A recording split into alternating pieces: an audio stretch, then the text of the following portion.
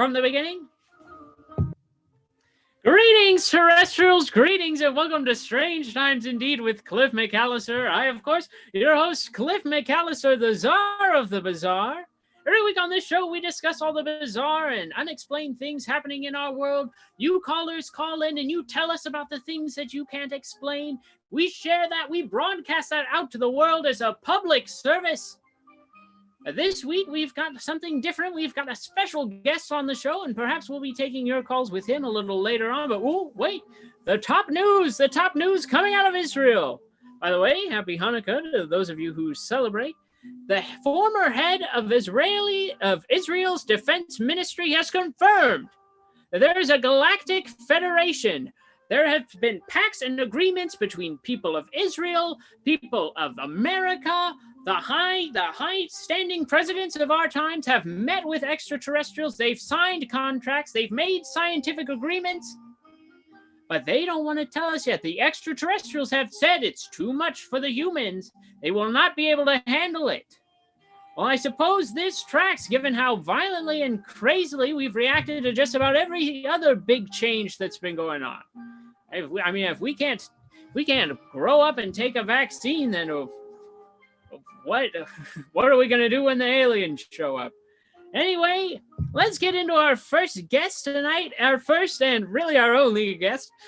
You know him from the Maryland Ensemble Theater. He's an actor and writer from Frederick, Maryland, a creator of the Laugh Station series, and his newest project, a book titled Crisis Actor, is a reflection on violence, fame, and terrorism. In addition to his own writing, this book contains the words of Timothy McVeigh, Zohar Tsarnaev, and Pete Davidson. Pete Davidson declined to come on the show tonight, but we have for you the author, Matt Lee. Matt Lee, welcome to the show. Hey, Cliff. Good to be here. Stephen, you can bring his visual visage up on the screen. Oh, well, here we go.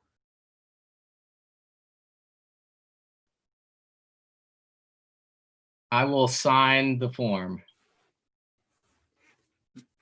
All right, Matt, welcome to the program. Matt, could you tell us, for those of you, for those watching home who aren't from this book, tell us a little bit about Crisis Actor? Sure. It just came out a couple months ago, and it's, I just describe it as like an experimental novel. It's part fiction, part nonfiction.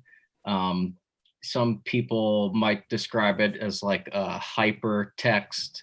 It sort of incorporates a fictitious narrative weaved in with some like direct quotations from a whole smattering of different individuals, artists, terrorists, politicians, you name it.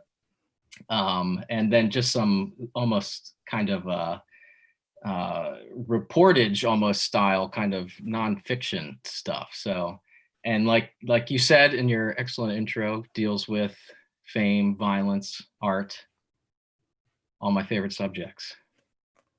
Yes, it's all mixed in there for those of you who can see at home. This is just kind of the way the book is outlined, all these different little vignettes and government communiques, would you say? Memorandums? Yeah, they're like memos. That's the best way to describe it. I imagine they're all being kind of passed back and forth on a top secret government server somewhere. Right, these communiques of real things, a lot of these real things that have happened in the world. Yeah, a lot of stuff. It covers a lot of ground. I mean, and you know, particularly deals with kind of blurring the lines between art and terrorism. So almost equating, you know, what's the difference between a performance art piece, you know, that might incorporate some kind of violence, like Chris Burden or the, you know, Viennese actionists, or, you know, some of those guys, and you know, an act of terrorism. And but like, you know, it gets into how sort of for both, there's a lot of kind of crossover, a lot of these sort of similarities, like how you can't, it's hard to define art in the same way that it's hard to define terrorism, but you sort of know it when you see it, right? So looking at that, and then also kind of framing that with an exploration of like, fame and what it means to be famous, whether it's for committing a heinous, act of terror or violence or whatever, or for, a book that you wrote. Right. Well, and you're, well, Stephen, did you say something? I was just.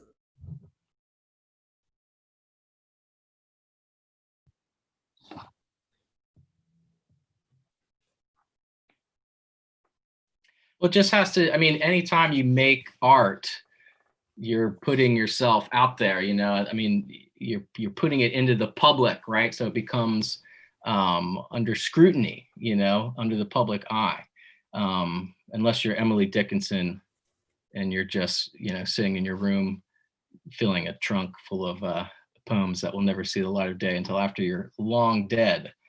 But yeah, no, absolutely. I mean, it's like, anytime you make art, you're like kind of I guess exposing yourself in a way, and so there's people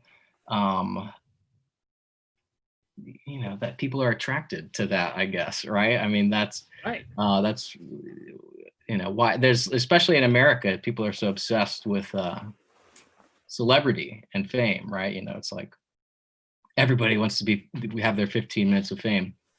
Absolutely.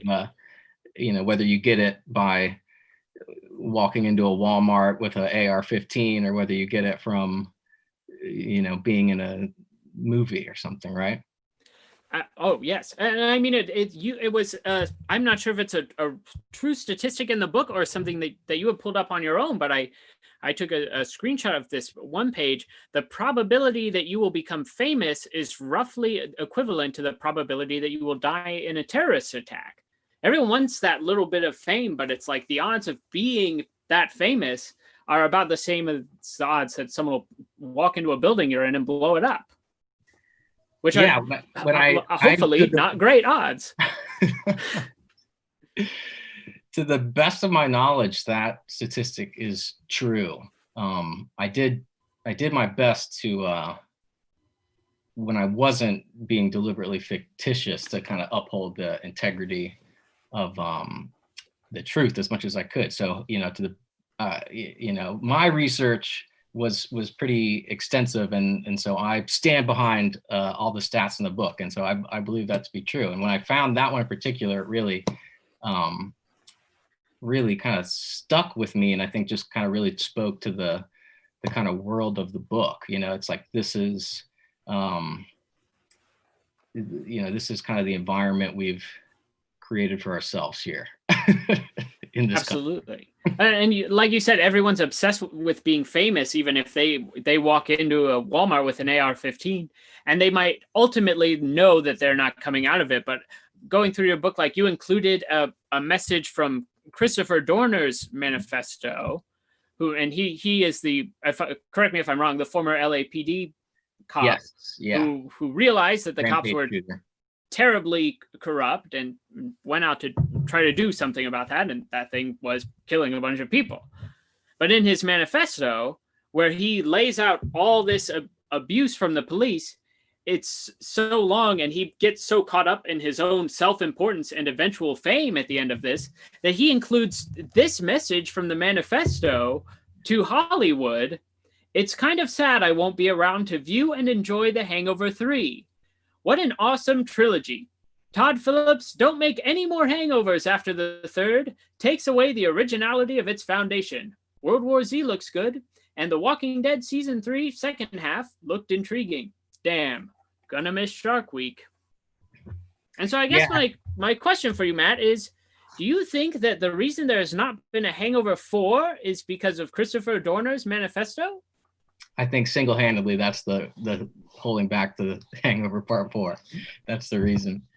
Yeah, Dorner's manifesto is wild, and it's a sprawling 50 plus page document, and it's so captivating at the same time because it's like hallucinatory, but it's at the same time it's completely banal. Like the section you just read is just, especially a few years removed from his rampage, and hearing the things that he was caught up with and thinking about World War Z, right? I mean, like at the moment of knowing he's going to go on this rampage and kill all these people, and go out in a blaze of gunfire, and he's gonna miss Shark Week, and he's worried about Shark Week, right? Like Sergeant Peppa, or Sergeant, Peppa Steppa said the most disturbing thing about him was his interest in World War Z.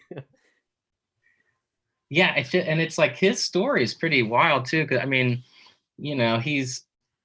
some people could maybe view his sort of rampage as almost virtuous. He, at least in his mind, he probably thought it was of him. Absolutely. But he thought he had been wronged by racist cops, which is certainly very, very, still to this day, very relevant problem in this country, right?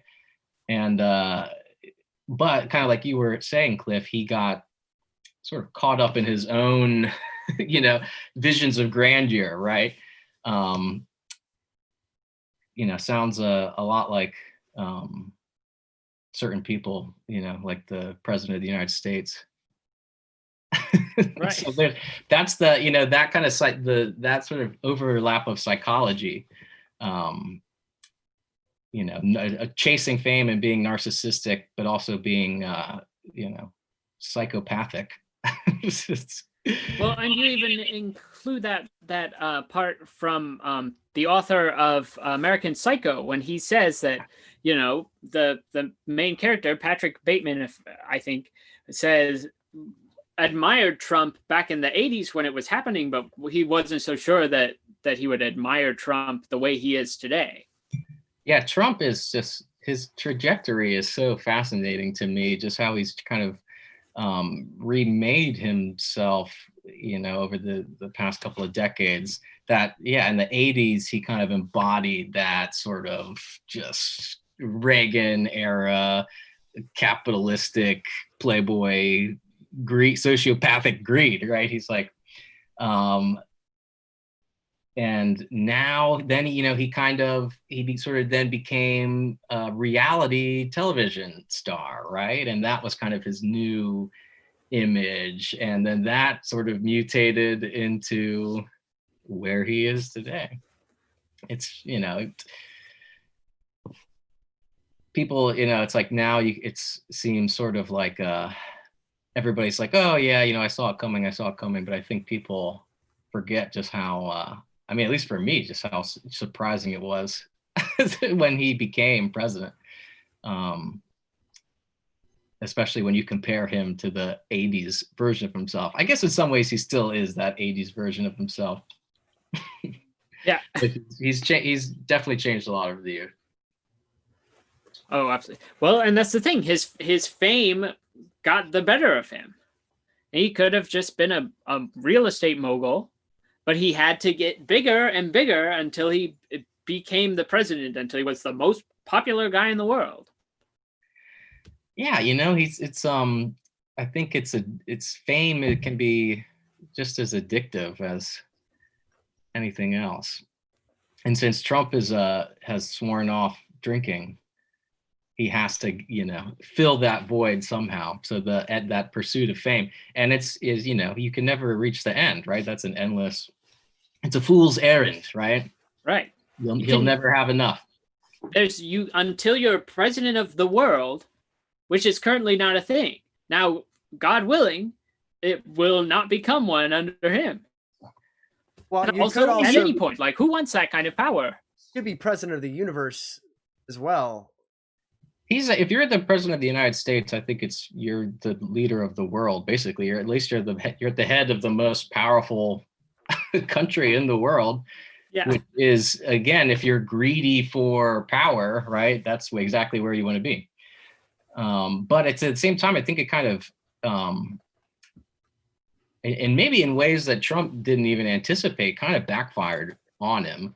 And I mean, even after he's not president anymore, he'll still have plenty of people who just adore him, and will, he'll have his base, his kind of cult, right? But like, he also kind of just has this sort of stain, right? He could have just been a kind of remembered as a goofy reality TV star. Right. But now he's going to be remembered as like the most hated man in the world, right? Exactly. And it's sad because he'll also never like fully admit to that being what he's remembered as. He'll be living a charade for the rest of his life. Well, it's sort of, when you're that famous, you can create your own reality. So I absolutely believe that's what, in his mind, that'll be how, right, how things really are. Yeah, and of course he's so obsessed with his image, his fame, and being known as a winner, that if he were like a true monster that we kind of paint him as, then he would be using this time, that since he lost the election, to be committing all sorts of evil, heinous acts. But he just wants to be seen as a winner, so he's wasting all this time trying to prove that he won the election that he lost. Well, his own buffoonery is really is what's saved us from blowing up the rest of the world. They are. I mean, his administration is, at least from my opinion, currently committing crimes against humanity with this sort of spate of federal executions that he's trying to pull. And oh yes, absolutely. In the next month, basically, which I think I read it was like the most in the past century, which is just like insane. So that's going to be the last. That's the button on his presidency. Right. Yes, a bunch of executions. Lovely. That's awfully fitting. Well, if you are just tuning in, we are talking to author Matt Lee about his book Crisis Actor tonight. Matt, when we asked you to do the show, you said you would only come on if I asked you the tough questions. Well, your book contains a veritable montage of terror attacks, violence, and celebrity suicide. So perhaps the toughest question I have for you tonight, Matt, is, are you okay? Yeah, I think the reason the book is so, I consciously wanted it to be visceral and very much not pull any punches. And I knew that that doing something like that would leave me open to misinterpretation. And I hope that people don't take the book literally, I guess I should say, right? Like it is violent, and a lot of the material is absolutely disturbing, right? I agree with that. But the whole, it is deliberately so. And I think the idea, the quote I always go back to is from Ballard, who's in the book a bunch, but him, he's talking about his work and how he wants to, take the human race's face and rub it into its own vomit and then make it look into the mirror. Right. So that's sort of what I hope, at least that's what I'm trying to achieve with the book. It's a violent book, but I consider it a work of anti-violence. Right. You're trying to prove how awful and to be frank, fucked up our society is right now. Yeah, it's a commentary on what I perceive as very urgent but long-standing problems, in our society, right? I guess when I started writing the book, I just kind of felt, I had this feeling that I was just complicit, in just like a massive death machine, for lack of a better phrase, right? Like just, living in a country like this, like the United States, and just seeing, atrocity after atrocity after atrocity after atrocity after atrocity, right? And you start to get, people get numb to it, which is the sad thing, right? And it's like, the stuff in the book, people forget about it like instantly, because something replaces it immediately within 24 hours, right? That's like, it took me so long to write the book because just one mass shooting and one suicide bombing and after the other just kept happening over and over and over again.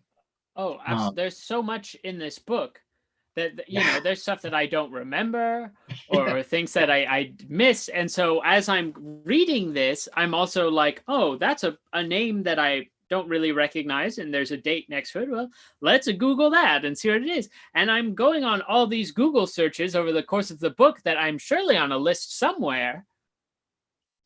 Yeah, that's. Are you concerned after publishing this that you will not be allowed to fly on a plane anymore? I'll definitely be on the no-fly list. Yeah. No, I considered trying to send a copy to the White House, but it seemed frivolous. But yeah, no, the book, part of the design of the book, I guess, is to hopefully kind of instigate some of the reader's curiosity and kind of, like you said, sending people down the rabbit hole. That's why I wanted the book to kind of be dense in a way that made it, kind of like a maze where it's, one thread leads to something else, leads to something else, leads to something else. And then, before you know it, it's like, how the hell did we go from talking about Osama bin Laden to Sylvia Plath, right? Right. Oh, that's what I almost pictured. I said, I've got to buy another copy of this book, and so I can cut out every bit on every page and get some good old cork boards on the wall and just start putting them up there. Get some red string and follow this thread, because there's so many different pieces to this book. I would love if you did something like that. That would make me very happy.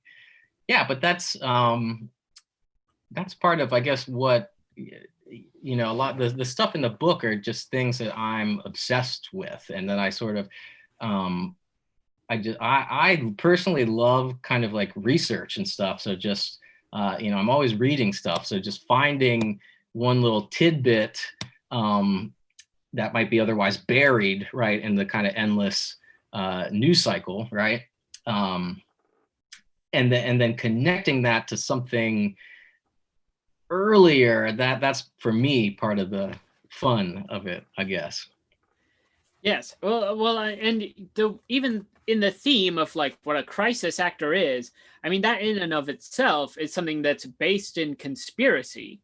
And there's so many little things going on in this book. Like I said, I get to on page 8, very early on, memorandum number 2933 for internal use only, subject Francesca Woodman, January 19th, 1981. And so I look her up because I'm like, this seems important, just a name and a date.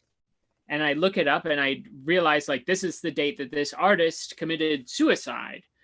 But I'm reading it too because, crisis actors as a whole, the idea is based in conspiracy. So I'm like, well, why did she die? Like, did she really commit suicide? Or is it like with Hunter S. Thompson, where there's the theory that, he knew too much or whatever, and they came in and shot him in the head.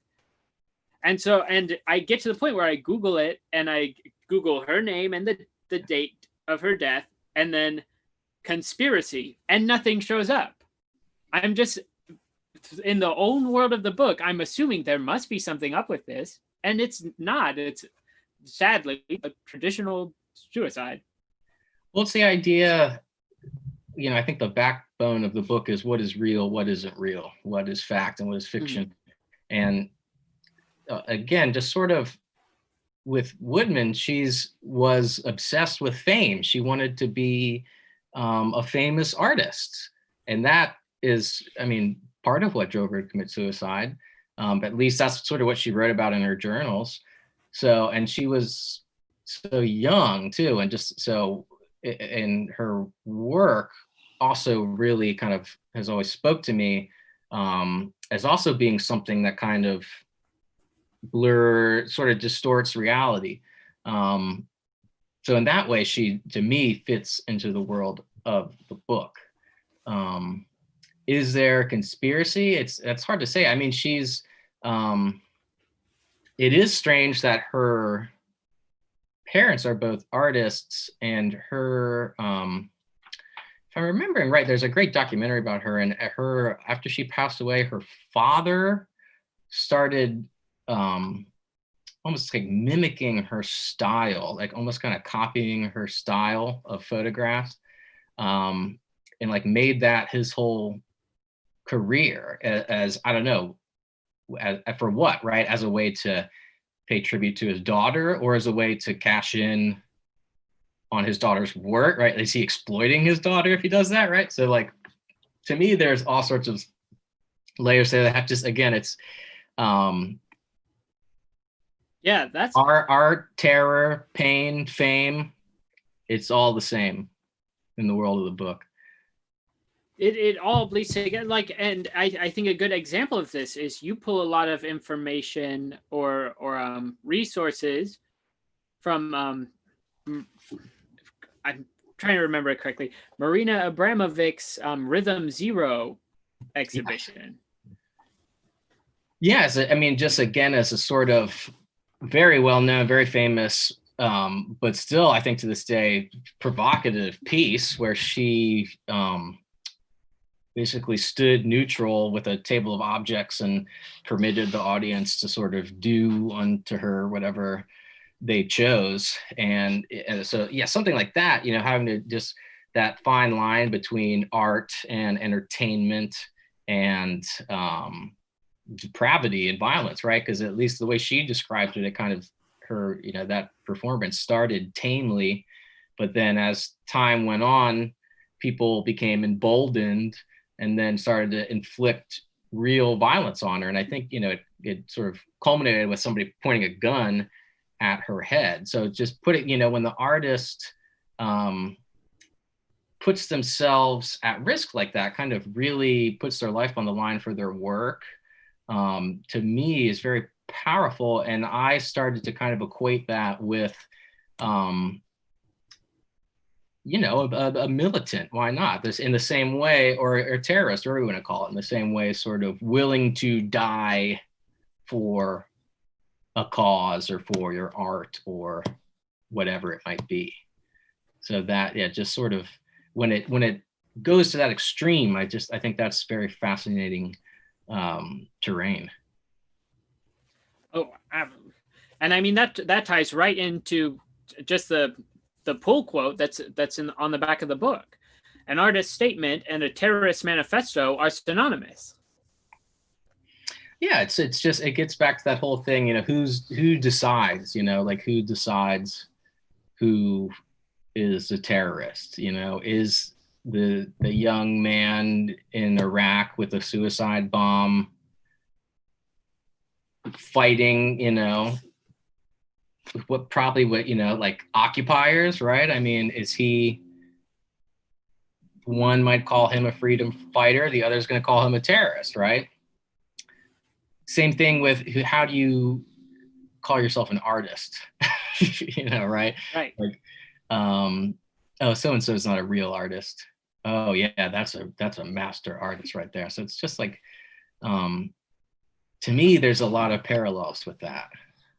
Yeah, and we've got a comment in the chat from Sergeant Peppa Steppa, says discipline, conviction, and then delusion, control, as far as how both these actors work and these militants would work. Yeah, right. All those are all parallels to draw there. Exactly.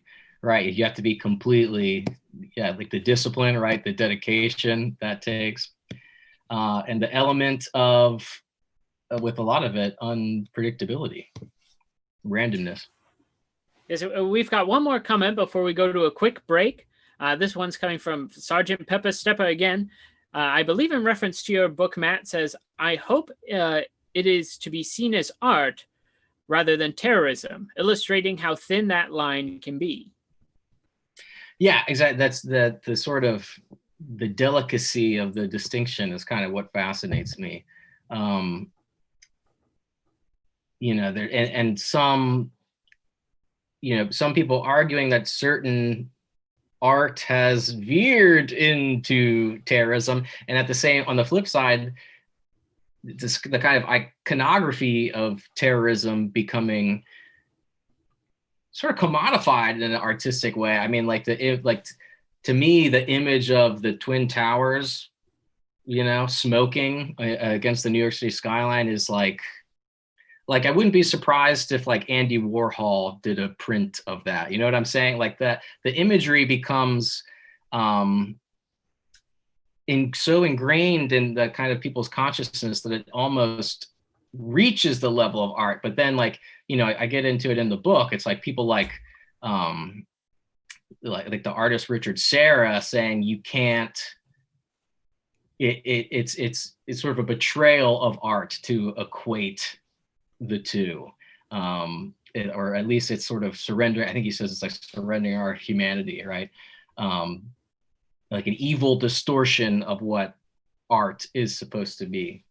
But I don't know. I think even like the image of like a guy in like a black balaclava, with the Islamic State flag, that to me is sort of evocative in a kind of artistic way. Well, it's like you go to, I believe it's the American History Museum, or at least one of the Smithsonian's, where you can see the Unabomber's shack, and it's there in the middle of a room, and it's lit up. On exhibit, like right? It's art. Yeah, and in a way that is, you could describe that as like a kind of pop art, I think. Yeah, like it's not intended to be, but it's treated with that kind of reverence. And he's become kind of that famous drawing of him, that FBI drawing of him is like so iconic, right? And he's just, that whole thing has become kind of a kitschy sort of cliche almost, right? And people can make fun of it now, even though what he did, and I mean in his writings as well, are just very, very out there. I mean, he's he's doing despicable things. He's sending bombs in the mail and trying to kill people. That's not good. That's not artistic. But the image of that guy has become pop art in the same, almost the same way that Elvis Presley has, right? I mean, right. They're just as popular. Yeah. Well, some would say that Timothy McVeigh, the Unabomber, is the Elvis Presley of murderers. Oh, well, Tim McVeigh is not the Unabomber. Well, are you doing another conspiracy theory on me? No. Look, we do conspiracies and we do aliens and UFOs on this show. We don't dip our toes into true crime that often. Well, so we'll get the folks mixed up from time to time. There is a conspiracy that I think they knew each other, or like communicated or something, but I don't know I can't speak to the veracity. So which one was Timothy McVeigh? Timothy McVeigh was the Oklahoma City bomber. Oh, okay. So I had the weapon correct. I just had Ted Kaczynski, right? Ted Kaczynski was the Unabomber. Yeah. I mean, very different ideologies, right? I mean, because Ted Kaczynski, the Unabomber, was more almost kind of like rejecting technology, right? I mean, whereas McVeigh was very, very right wing. I mean, I think it's in the book, like he thought that he left the NRA because he thought they were too weak, right? Like, but I mean, again, like, to some people, McVeigh is kind of like a folk hero, right? I mean, there's absolutely pockets of far-right groups still operating in America that would idolize somebody like Timothy McVeigh. Very strange indeed that someone would do such a thing. We're going to take a quick break, Matt, and we'll be right back in about 30 seconds or so. So if you're just tuning in, we're interviewing Matt Lee, author of Crisis Actor. We'll be talking to him a little bit more after the break about crisis acting and all sorts of things on Strange Times Indeed with Cliff McCallister.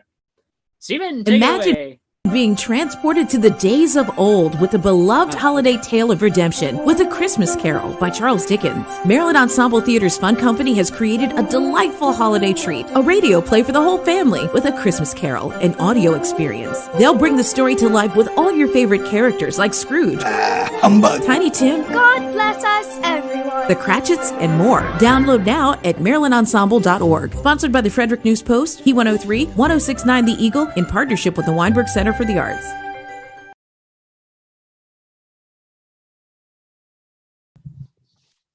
Greetings, terrestrials, and welcome back to Strange Times Indeed with Cliff McCallister. I, of course, your host, the Czar of the Bazaar, Cliff McCallister. Every week on this show, we take your calls to hear about the strange and unexplained things in this world. And what you just saw was an advertisement for the Maryland Ensemble Theater. Every week on this show, we dedicate this show to the Maryland Ensemble Theater because they're the only ensemble theater with the guts to put us on the air. Right now, you can get A Christmas Carol, available from the Maryland Ensemble Theater as an audio experience, keeping the holiday tradition alive with a nice, shiny MP3 file to guide you through the journey of Ebenezer Scrooge. You can get that for $9.99 at marylandensemble.org/carol2020. And if you like our show and everything we do here, you can support us by making a donation to the Maryland Ensemble Theater at marylandensemble.org/donate. And of course, this show every week right here on twitch.tv/metcomedynight. Tomorrow night, 9 o'clock, tune in right here to see the Comedy Pigs performing some incredible short-form improv. Now, getting back into our program, Strange Times Indeed with Cliff McCallister, we are interviewing author of the book Crisis Actor, Matt Lee. Matt Lee, how are you doing tonight? Welcome back. Doing great, Cliff. Happy to be here. Matt, do you have your copy of the book? I want to bridge the gap here while we're here. Let's see if we can't get these two to become one.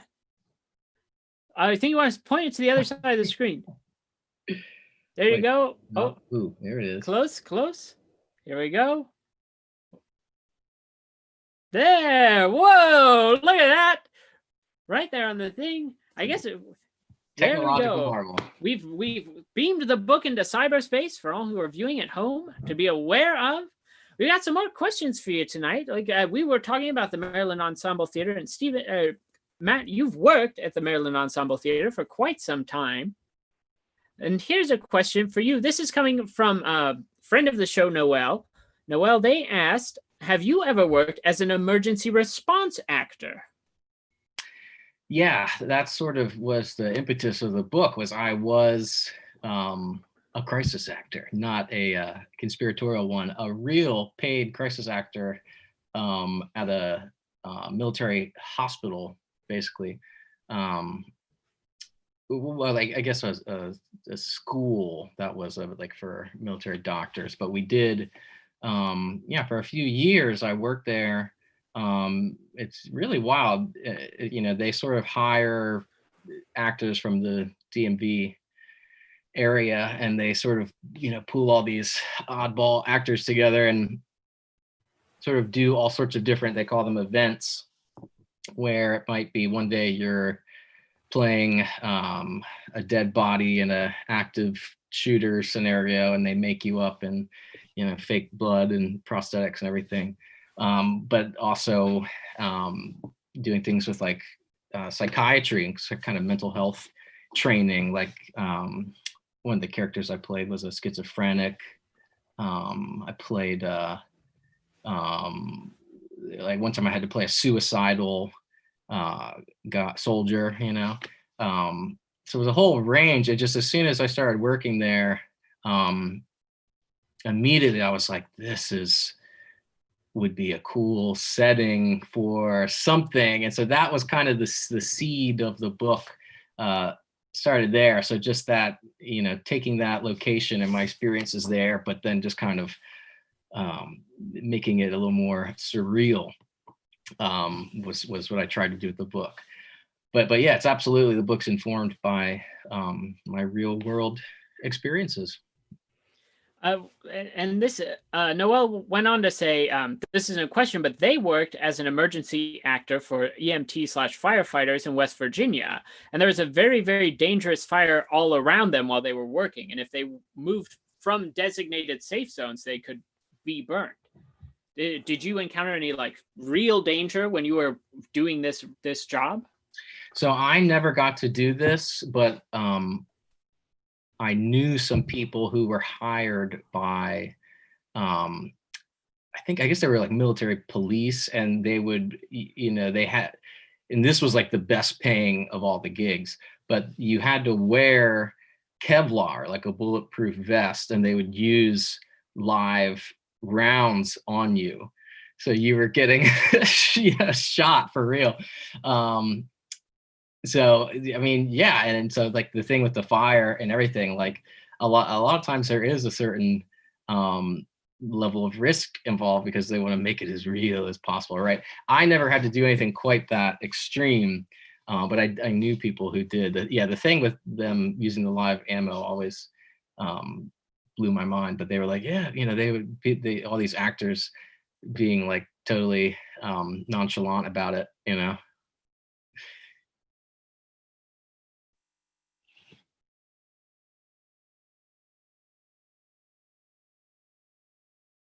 Cliff, I can't hear you. Oh, sorry about that. There you are. I refilled my cup off screen, and I mute my mic when I do that so nobody thinks I'm peeing. We all know you're peeing, Cliff. I do it throughout the entire show. If there's a moment where I'm not peeing, we go to a commercial break. But anyway, like I was saying about your book, there is a point where the actor, the crisis actor in the story, in his storyline, mentions that they're doing live rounds today, and you get paid more on the days where they're live rounds. And I thought that's where that story turns into fiction. Yeah, that was kind of always the path that particular narrative thread was going to take, that it would, if it like going from these, what they called simulations, eventually kind of morphing into the real thing. So yeah, and I mean, it's like there is, you kind of touched on this, but people really think that these so-called crisis actors are deployed into real life mass shooting scenarios, like by the deep state, or whatever you want to call it, right? But I mean, there's a particularly like the Newtown shooting, right? I mean, there's like that whole conspiracy about that was just they were all actors, which is just so, it's absolutely ludicrous, but it's fascinating to me that people really buy into it. And again, it's like, to me, it's like that, I think it's bad, but I also can see how it's a creative outlet in a way for those people, right? Like the sort of mythology of conspiracy theories is really fascinating, and just the level of detail and care that these people put into kind of spinning these conspiracy theories and really, really kind of convincing themselves, really buying into this fiction, right? So that's always just compelling to me, and I try to address that in the book. And there's likely a certain denialism there as well, because you don't want to admit that the world is so messed up that someone will go in and shoot a bunch of kids, and at the same time, you don't want someone to take your guns away, even though it seems like that might be a good reason to. And so you get so built up in this idea that like they must have hired these actors to fake this massacre so that they can take our guns away. When if they really wanted to take your guns away, they'd just do it if they had that kind of power. Yeah, I mean, there are so many layers to it. I think to me, it's fascinating that, in a certain way, I can see it as a defense mechanism, kind of like you were saying, it's a denial of just people cannot accept that this happened. it's like they go to sleep, which is a very childish reaction, but a lot of people have that reaction when they're confronted with something that's like unthinkable. I mean, it's the same thing with 9/11, right? Like people refuse to accept, they can't accept that we were beaten, essentially, right? I mean, that the terrorists won that, right? I mean, that was a successful, hugely successful terrorist attack. And people like cannot accept that, right? Or there's I think another layer to it where people want, again, people want to feel special, right? So they want to think, that's why they kind of feed into conspiracy theories, because it sort of validates them and makes them think, oh, like I'm clued into the truth and other people aren't, right? I mean, it's the same, that it kind of has a religious quality in that way. It's almost like a people need to put their faith in it, right? Like they have to believe in it. But it's really just because they're just, empty on the inside. They need to fill it with something. So why not conspiracy theories? Why not get some good old cork boards and some red string? I'm still stuck on something though. So like the day that they use live rounds with the action with the actors, are you just assuming they hit you in the chest all the time? Yeah, that's the hope. From the way they described it, there were certain controls in effect, like when the shooting had to take place under very specific conditions in a very specific way. And of course they have, with all these events, there's always moderators kind of watching and stuff, right? And I think, and they're in, I think, I guess I want to say they're using a low caliber firearm, but it's still a real rounds, right? So yeah, it's just, again, it's like that, they pay well, so people will do anything for a paycheck. Oh yeah, we've got a comment in the chat coming from Sergeant Peppa Steppa again, says, can't trust long-haired brunette girls who cry at tragedies. Isn't that the truth of any crisis actor there? Now, here's another question from Noel regarding the school shooter surveillance tapes that are going throughout the book. Was that based off any particular incident, or was this kind of an amalgamation of different events? Yeah, and it's certainly informed by any number of school shootings. But I think an amalgamation is a good way to describe it. Yeah, it is. It's my own kind of creation, I guess, right? But it's like it certainly draws on accounts of absolutely real school shootings, and just trying to think of, again, I think for me, one of the most difficult parts of the book, and I imagine it's probably difficult for readers as well, but is trying to put myself in that headspace and just trying to see from the shooter's point of view, from the terrorist point of view, like these people who are, certainly they do heinous acts of violence, but, and they're vilified, right? And they're sort of, and the media kind of turns these people into abstractions, right?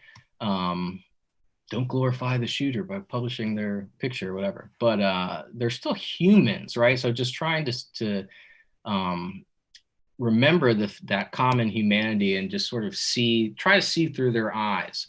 I think like with if you've ever seen like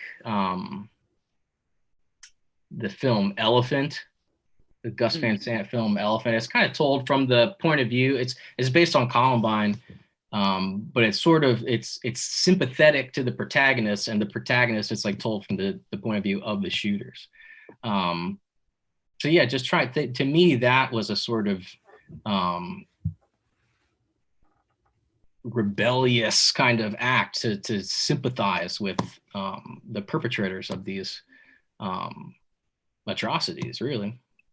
And there are even some important like pull quotes in your book where I found myself reading them, and they're bits from manifestos or explanations as to why somebody, ordered like specifically why one of the Al-Qaeda leaders or one of the ISIS leaders ordered the destruction of these historic sites.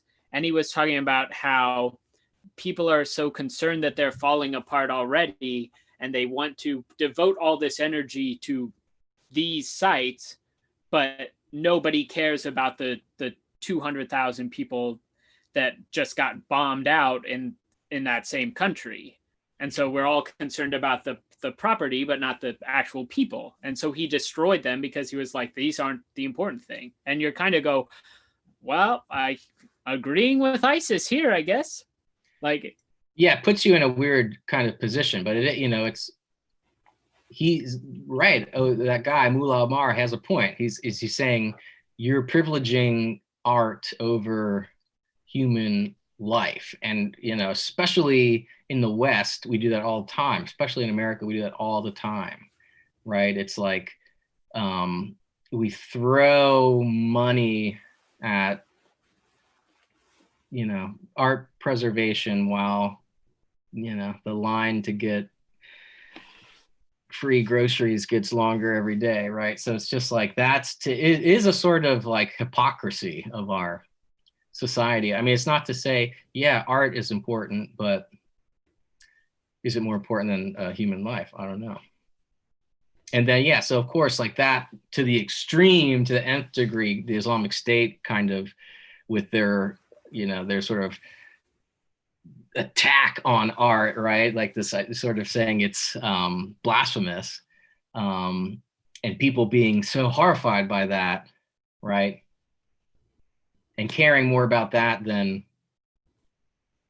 civilians dying in drone strikes, right?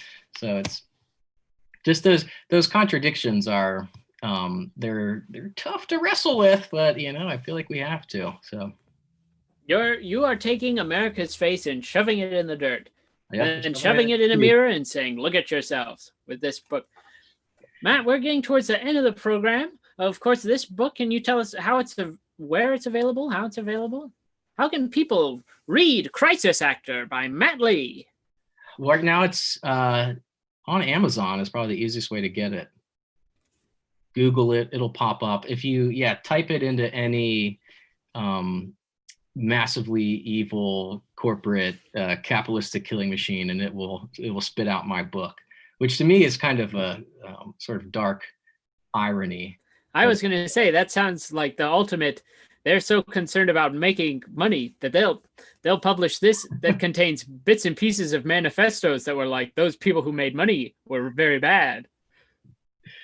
Yeah, it's like I said, I'm sort of part of this system, whether I like it or not. I exist in this system. So even though I'm participating in it, I'm at least trying to not condone the evils that the system produces. So this book it's kind of like I'm like a sniper on the inside is how I like to look at it, I guess. You're a crisis actor infiltrating the system. That's it. Matt, what the holidays are coming up. Which family member do you think would love this book the most? Your racist, MAGA-loving uncle. Probably for the wrong reasons, but I'm sure they would. Yeah. If you are interested in art, if you're interested in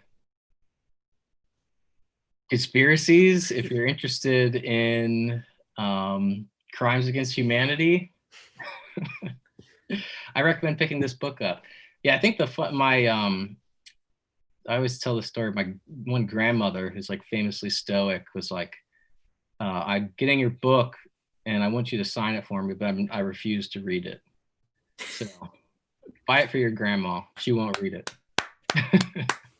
An incredible endorsement. Yeah. Crisis Actor by Matt Lee. Buy it for your grandma. She's never gonna read it. Matt, thank you so much for coming on the show tonight. I wish you a very happy holiday. Right back at you, Cliff. Thanks for having me. This was an absolute blast. Very fun to chat with you and spawn some new conspiracy theories, hopefully. So fun to have you on the show and discuss your book, Crisis Actor. Those of you watching at home, make sure you check it out.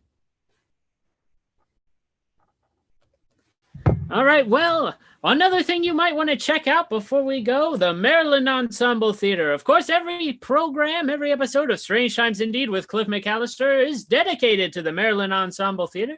You can support them by making a donation at marylandensemble.org/donate. Get your copies of A Christmas Carol, The Audio Experience, and check out the Comedy Pigs tomorrow night at 9 o'clock right here on twitch.tv/MetComedyNight. I'd like to thank each of you viewing at home and commenting in the chat. Thank you, Stephen Craig, our incredible technical director for the show. Helps things really fly. To our friend Isaac, if you're watching the show right now, Godspeed to you tomorrow. For Strange Times Indeed with Cliff McCallister, I'm your host, the Czar of the Bazaar, Cliff McCallister. Stay strange, terrestrials.